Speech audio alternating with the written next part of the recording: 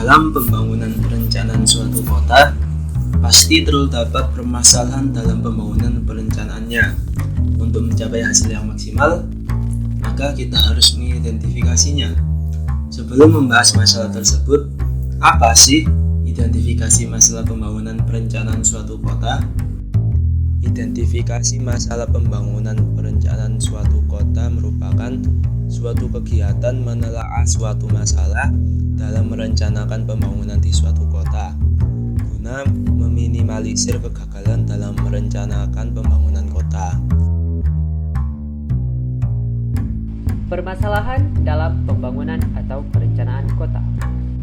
Dari hasil evaluasi terhadap kinerja pembangunan, masih ditemukan berbagai permasalahan yang menjadi hambatan dalam mewujudkan target-target yang telah direncanakan.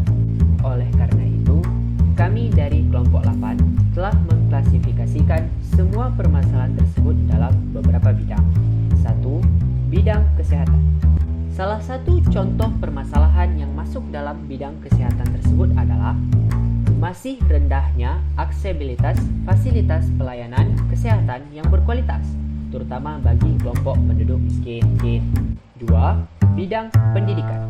Salah satu contoh yang masuk dalam permasalahan bidang pendidikan tersebut adalah kurangnya sarana prasarana atau sering kita sebut fasilitas pendidikan yang ada di wilayah perkotaan. 3. Bidang ekonomi.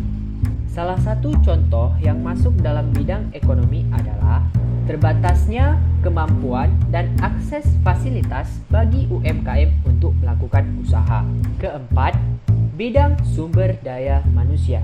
Salah satu contoh permasalahan yang termasuk dalam bidang sumber daya manusia ini adalah rendahnya kualitas tenaga kerja, sehingga proses pembangunan lebih tidak maksimal dalam kinerjanya.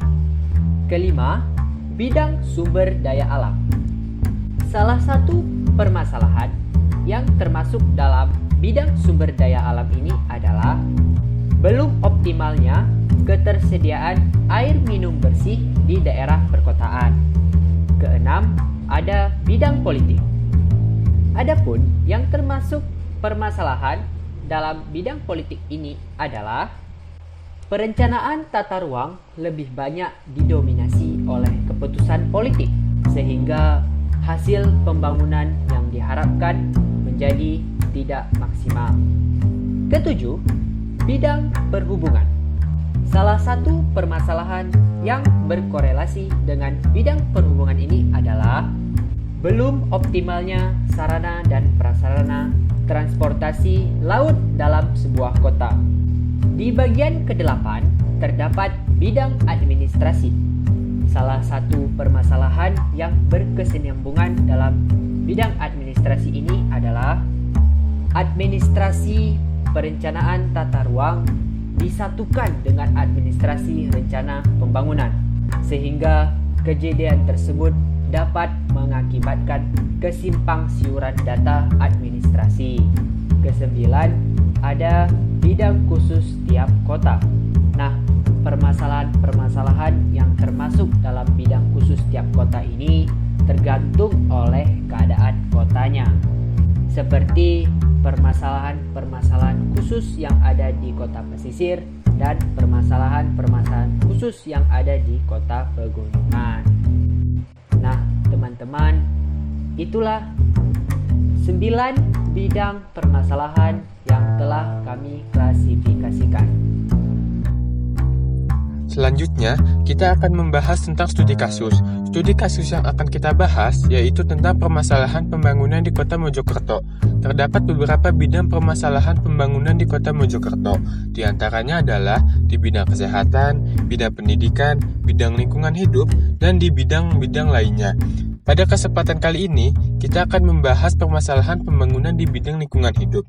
Beberapa permasalahan pembangunan di bidang lingkungan hidup adalah: yang pertama, Masih banyaknya lampu PJU ilegal yang mengambil saluran dari jaringan lampu PJU, sehingga mengakibatkan kerusakan pada komponen dan jaringan lampu PJU yang ada. Yang kedua, kurangnya jumlah sarana dan prasarana persampahan. Yang ketiga, kurangnya kesadaran masyarakat terhadap kebersihan dan keindahan lingkungan sekitar. Yang keempat, masih kurangnya kesadaran masyarakat untuk memanfaatkan sarana prasarana yang sudah ada. Yang kelima, kurangnya kooperatif pihak swasta atau pelaku industri, sehingga tidak memenuhi baku mutu dengan standar yang ditetapkan. Yang keenam, belum dioperasikannya laboratorium lingkungan pada kantor lingkungan hidup, karena belum adanya dukungan SDM yang memadai. Dan yang terakhir, sulitnya menambah lahan untuk RTH dan taman-taman kota, karena terbatasnya lahan yang ada. Dampak-dampak yang akan ditimbulkan dari permasalahan tersebut adalah seperti pencemaran limbah, polusi udara, lingkungan menjadi tidak bersih, pembuangan limbah yang tidak sesuai tempatnya, lingkungan menjadi tidak nyaman karena bau tidak sedap, hilang atau tidak berfungsinya sumber mata air, kekeringan di musim kemarau, dan longsor atau banjir di musim hujan.